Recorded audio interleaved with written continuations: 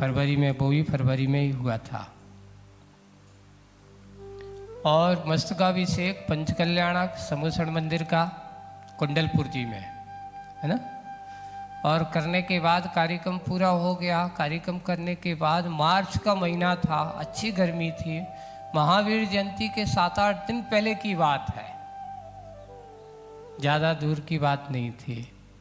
और महावीर जयंती के उस समय, और जब सूर्य अच्छा दोपहर में चमक रहा है, कुंडलपुर में जब धूप निकलती तो पत्थर कैसे होते, आग जैसे होते हैं, आग लगते हैं, ऐसा लगता है। पूरी गर्मी और जगह की और कुंडलपुर की गर्मी जब देखते हैं तो 3-4 टेम्परेचर ज़्यादा ही रहता है कुंडलपुर का। आचार्य जी ने एक सामयिक हुई, और सामयिक के पहले कुछ लग रहा था। आचार्य जी बैठते बैठते कहते चलो जल्दी सामयिक कर लो। बैठते सब महाराजों से कहते जल्दी सामयिक कर लो, यह ना कुछ, उन्हें ये नहीं कहा कि बिहार करना है, ये नहीं कहा कि बिहार, सब महाराज से कहते जल्दी सामयिक कर लो।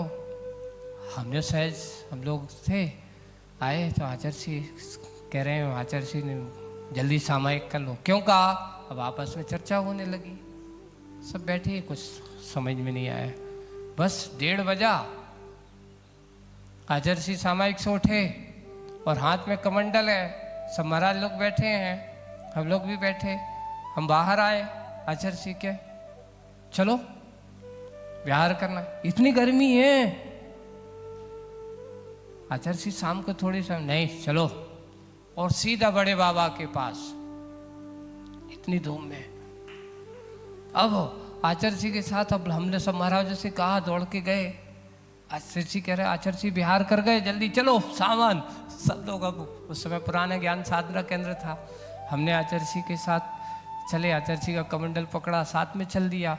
हमने कह दिया कि हमारे पास जो महाराज साथ में थे, जो कुछ भी आप बांध बूंद कर रख के आ जाना, हम तो आचार्य जी के साथ जा रहे हैं। खबर भेज दी उनको, उन्होंने अपने हिसाब से कर दिया, अपना बैग वैग बंद करके आके आए। वहां गए, इतनी गर्मी, पैर जल रहे हैं, और पैर जलते हुए आचार्य जी हंसते जा रहे हैं। हम की आचार्य जी बहुत गर्मी है, कैसे चलेंगे, अपन थोड़ी सी 3 बजे की बात करते, थोड़ी कम हो जाता। चलो बड़े बाबा के दर्शन करना है अभी पहले, है ना।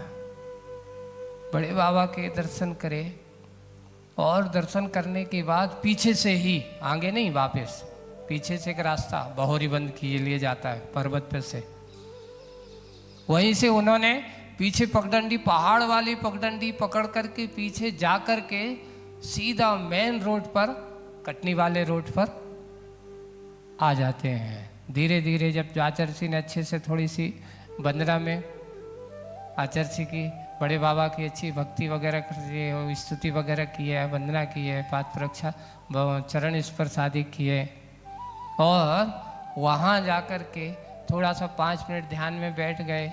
इतने में सभी जितने महाराज लोग भी आ गए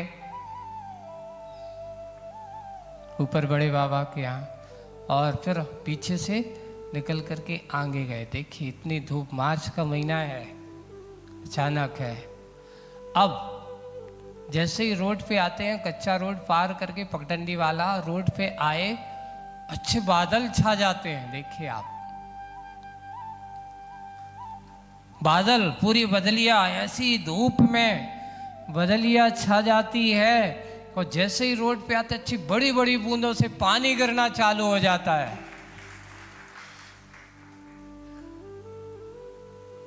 करीब करीब 1-2 किलोमीटर तक इतनी गर्मी में आए आचार्य जी, और हम सब अच्छे तरबतर हो गए, भीग गए। आचार्य जी कहते हैं, हमने आचार्य जी कहा, लगता है बड़े बाबा अपने छोटे बाबा का पूरा ध्यान रखते हैं। आचार्य जी का संस्मरण लिखा है हमने, वो उस पर पूरा पुस्तक में। हाँ, वे सोचते रहते हैं अगर छोटे बाबा कहीं गड़बड़ी है तो उसको भी ठंडक पहुंचाते रहते हैं।